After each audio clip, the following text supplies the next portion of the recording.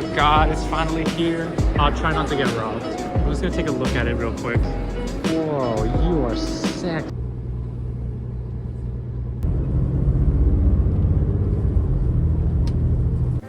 Alright, it's time for my long-awaited phone upgrade. Look at that, iPhone 16 Pro. Let's get this puppy open.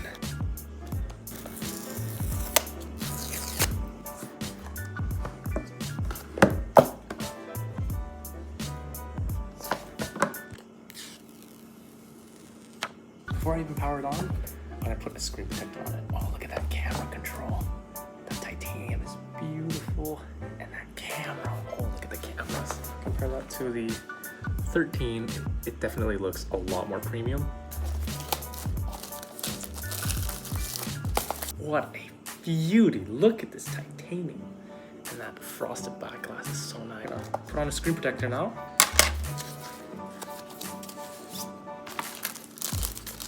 Cleaning wipe, get the dry wipe.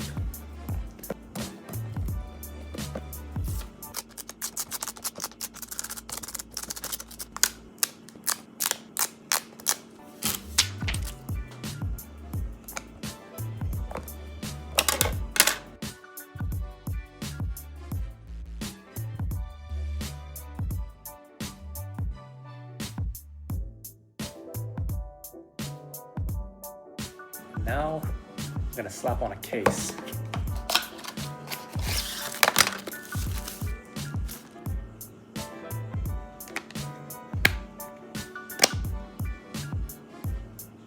Okay, so I'm gonna go set this up and I'll be back. Hello, English. Oh, the 120 hertz is so nice. Okay, setup time. These bezels are really, really nice. And also just having that dynamic island. Oh, I don't even have my SIM card in here, so I should probably transfer my SIM. But I'll do that in a bit.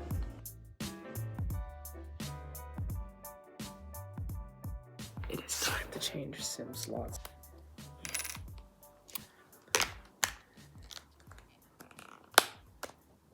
Oh yeah, there we go. Several days later. Anyways, let's talk about the iPhone 16 Pro. So it is Monday now. I got the phone on Saturday, so it's been roughly 48 hours with this phone. Actually, wait, no. It's not Monday today. It's actually Tuesday. It feels like Monday because I was sick.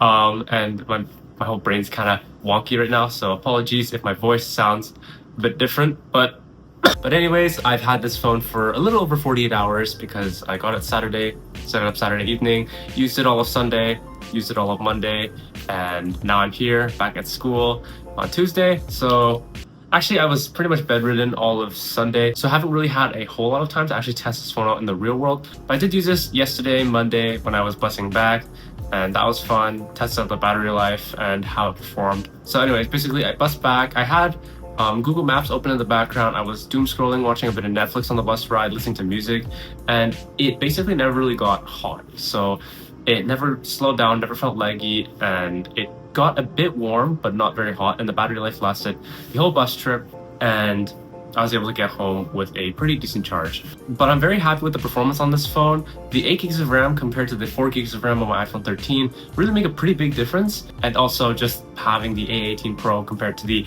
A15 is also a pretty nice improvement. Also, the 120Hz display makes everything feel a lot faster as well. And now that I've got 120Hz, I'm not sure if I can go back to doing 60Hz on my phone full time. But 120Hz is a really nice treat.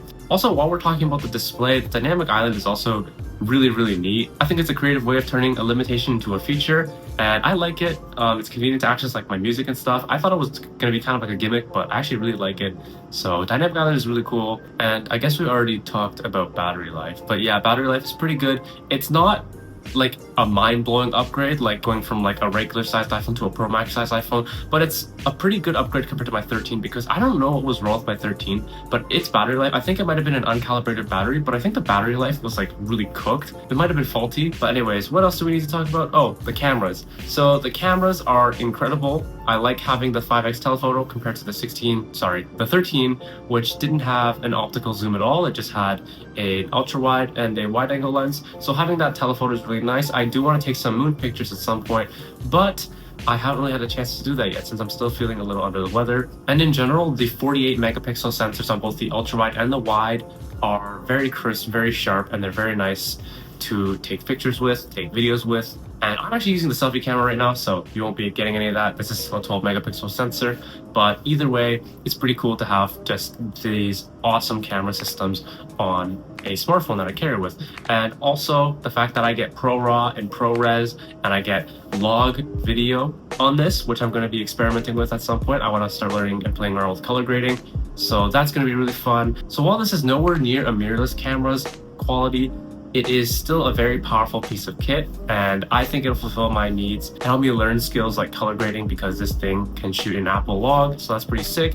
And also one more thing, I just really love USB-C. USB-C is so convenient because with this iPhone upgrade, now everything I have is USB-C, so just having only USB-C stuff is super convenient, and it's an awesome underrated benefit of upgrading from an older iPhone to a newer iPhone. Oh, and I forgot to talk about the camera control. Some people like it, some people hate it. I think it's cool. I think I could survive without it. I don't like using it too much to like actually change my camera settings, like my zoom and stuff, but I do like it as a convenient shortcut key to open the camera app. Oh, and the action button is also a cool addition. I just have it set to this action menu.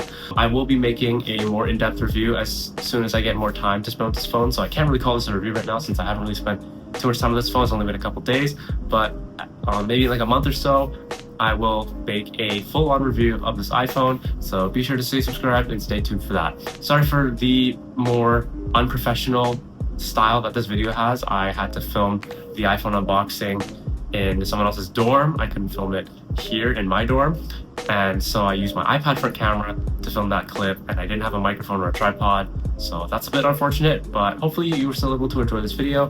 And right now I am just filming in my common area kitchen because I can't film in my dorm right now, so pretty much none of this video is actually filmed in my dorm. But yeah, and I'm also going to be using the iPhone 16 Pro's like audio mix feature to sort of process the audio on this video. I tried it with another video clip and it sounded pretty bad, but I don't know, we'll see how it processes this video clip. But yeah, be awesome and stay techie, and I'll see you guys in the next one. Bye.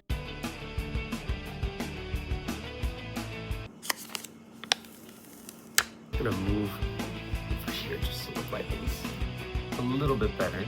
There we go. It's not letting me airdrop video clip, and airdrop will not turn itself on no matter what. Like, what? Come on, buddy.